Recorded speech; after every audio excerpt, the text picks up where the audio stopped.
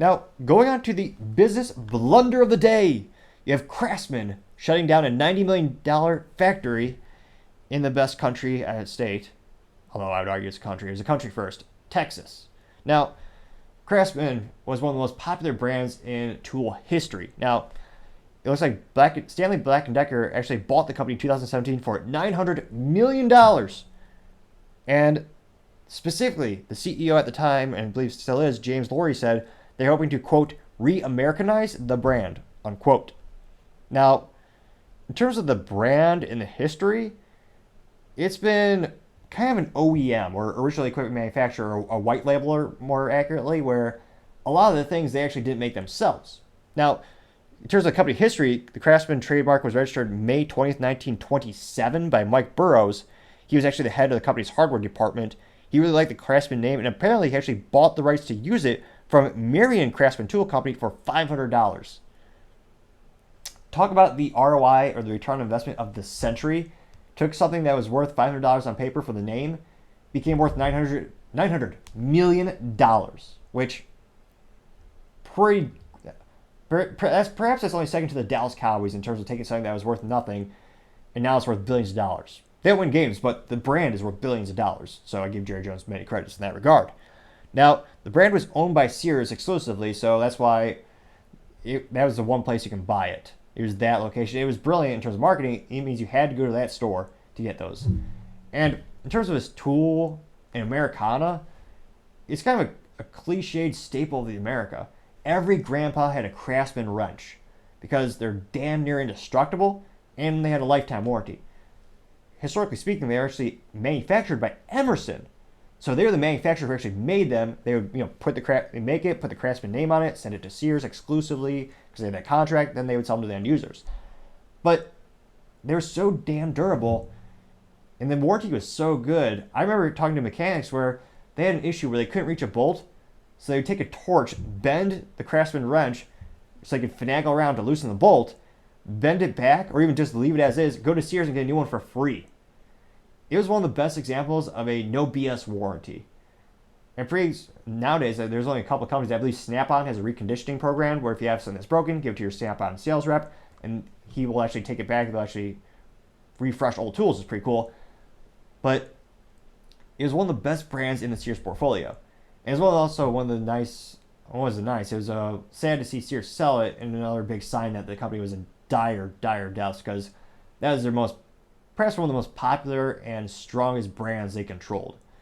Now, it'll be interesting to see what happens. Now, back in 2019, they announced that they were going to open a factory in Texas to bring American-made Craftsman back. So Stanley Black & Decker actually bought the brand from Sears, brilliantly enough, and I believe they actually have an exclusivity contract with Lowe's. Ironically enough, because Lowe's, of course, used to be a competitor to Sears. So now if you want to get Craftsman, got to go to Lowe's. Brilliant. It makes people go into the store, and if you like that brand enough, you will go to that store exclusively for that brand, and you'll buy that brand and other brands as well. Now, they're going to retool this factory, and they're closing it because they couldn't figure out how the robotics worked. Perhaps the most pathetic excuse ever. Now, there's actually a $90 million plant headquartered in Fort Worth, Texas. It's going to employ up to 500 full-time employees, and apparently had a state-of-the-art machines to churn out American-made tools made with American domestic steel. And the idea was going to manufacture their iconic series. You got the Craftsman wrenches, the ratchets, and the sockets, all with the American steel. They could stay in business for decades just manufacturing 10mm sockets alone, because those always go missing within 13 minutes of purchase. Some people get really lucky and they'll have like a 10mm socket that's like been with them longer than that. And there's a rumor that there's a man who actually had his original 10mm socket from the original socket set that he bought when he was a kid.